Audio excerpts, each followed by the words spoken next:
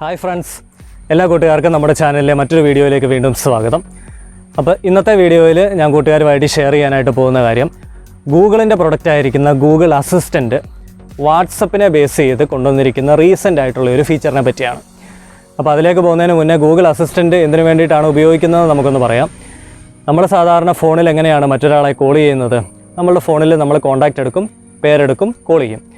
അതേസമയം Google assistant എന്ന് പറഞ്ഞ ആപ്പ് ചെയ്യുന്ന കാര്യം, നമ്മളുടെ ഫോണിലെ മൈക്കിലൂടെ നമ്മൾ കോൺടാക്റ്റിലുള്ള നെയിമിൻ്റെ ആളിൻ്റെ പേര് പറഞ്ഞാൽ മതി. ആ ഒരു ആപ്ലിക്കേഷൻ ഈ പേര് നമ്മളുടെ ഫോണിനകത്ത് പോയി സെർച്ച് ചെയ്തിട്ട് കോൾ ഓട്ടോമാറ്റിക്കായിട്ട് പോകും. അപ്പോൾ അതിന് വേണ്ടിയിട്ടുള്ള ഒരു ആപ്ലിക്കേഷനായിരുന്നു ഗൂഗിൾ അസിസ്റ്റൻറ്റ്.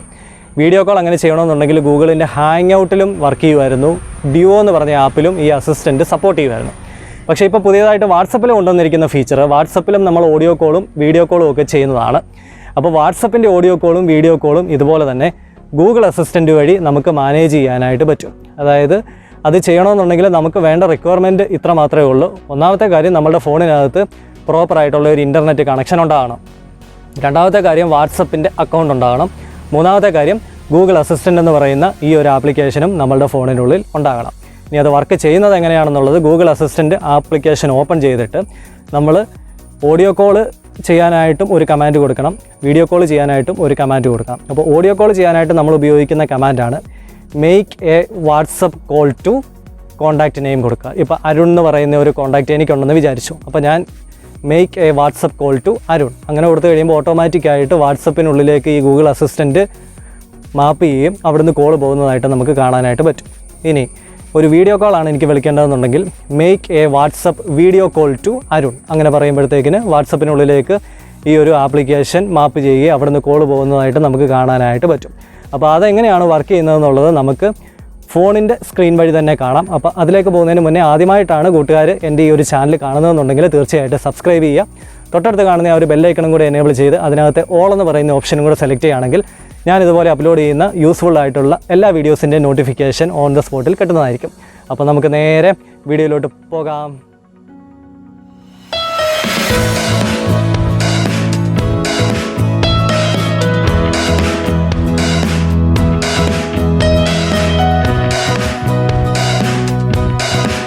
നമ്മുടെ ഫോണിലെ പ്ലേ സ്റ്റോർ ഓപ്പൺ ചെയ്യുക. പ്ലേ സ്റ്റോറിനുള്ളിൽ ഗൂഗിൾ അസിസ്റ്റൻ്റ് എന്ന് സെർച്ച് ചെയ്ത് നോക്കുക. ഈ കാണുന്നതാണ് നമുക്ക് ആവശ്യമായിട്ടുള്ള ആപ്ലിക്കേഷൻ. ഇൻസ്റ്റാൾ ചെയ്യുക. ആപ്ലിക്കേഷൻ ഇൻസ്റ്റാളായി വന്നിട്ടുണ്ട്.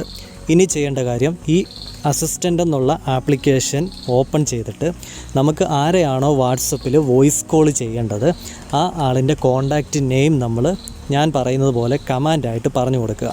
അപ്പോൾ ഞാൻ ഈ ആപ്ലിക്കേഷൻ ഓപ്പൺ ചെയ്തിട്ട് പറയാൻ പോകുന്നത് make WhatsApp call to Maggie എന്നാണ് പറയാനായിട്ട് പോകുന്നത്. അതായത് എൻ്റെ കോൺടാക്റ്റിലുള്ളൊരു നെയിമാണ് മാഗി എന്നുള്ളത്. ഞാൻ ഈ ആപ്ലിക്കേഷൻ ഓപ്പൺ ചെയ്ത് കഴിഞ്ഞാൽ ഇപ്പോൾ സൗണ്ട് റെക്കോർഡായിട്ട് വരത്തില്ല, പക്ഷേ ഞാൻ പറയുന്ന കാര്യങ്ങൾ അതിനകത്ത് എഴുതി കാണുന്നതായിട്ട് നിങ്ങൾക്ക് കാണാനായിട്ട് പറ്റും. ശ്രദ്ധിക്കുക.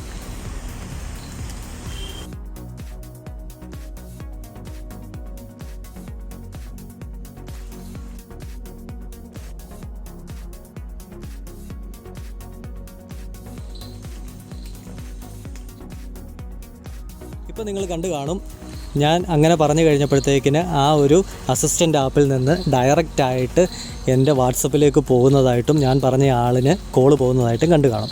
ഇനി നമുക്ക് ആ സെയിം ആളിനെ തന്നെ നമുക്കൊന്ന് വീഡിയോ കോൾ ചെയ്ത് നോക്കാം.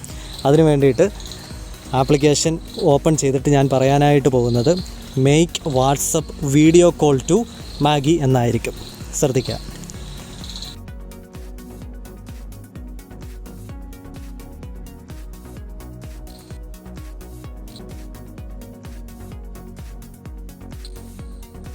ഇതുപോലെയാണ് ഈ ഒരു ആപ്ലിക്കേഷൻ ഉപയോഗിക്കുന്നത്. അപ്പോൾ കൂട്ടുകാർക്കുള്ളൊരു സംശയം എന്ന് പറഞ്ഞു കഴിഞ്ഞാൽ, ഒരേ പേരിലുള്ള അധികം ആൾക്കാർ നമ്മളുടെ കോൺടാക്റ്റിലുണ്ടെങ്കിൽ എന്ത് ചെയ്യും? അപ്പോൾ നമ്മൾ ആ കൊടുത്തിരിക്കുന്ന കോൺടാക്റ്റ് കറക്റ്റായിട്ട് അതുപോലെ തന്നെ പറഞ്ഞു കൊടുക്കേണ്ടി വരും. ഈ ഒരു ആപ്ലിക്കേഷൻ ഉപയോഗിച്ച് നമ്മളുടെ യൂസ് കേസ് വരുന്നത് നമ്മൾ എല്ലാ ദിവസവും എപ്പോഴും വിളിക്കുന്ന ആൾക്കാരെ ഉദ്ദേശിച്ചിട്ടാണ്.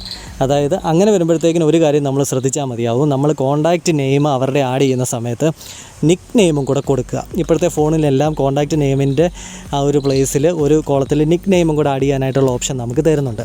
അങ്ങനെ നിക്ക് നെയിം കൊടുക്കുകയാണെന്നുണ്ടെങ്കിൽ നമ്മളിതുപോലെ ഒരാളിനെ തന്നെ നമുക്ക് കോൾ ചെയ്യണമെന്നുണ്ടെങ്കിൽ ഈ ഒരു ആപ്ലിക്കേഷൻ ഓപ്പൺ ചെയ്തിട്ട് മേക്ക് വാട്സപ്പ് ഓഡിയോ അല്ലെങ്കിൽ വീഡിയോ കോൾ ടു ആ നിക്ക് നെയിം വിളിച്ച് കഴിഞ്ഞാൽ ഓട്ടോമാറ്റിക്കായിട്ട് കോള് അങ്ങോട്ടേക്ക് പൊക്കോളും.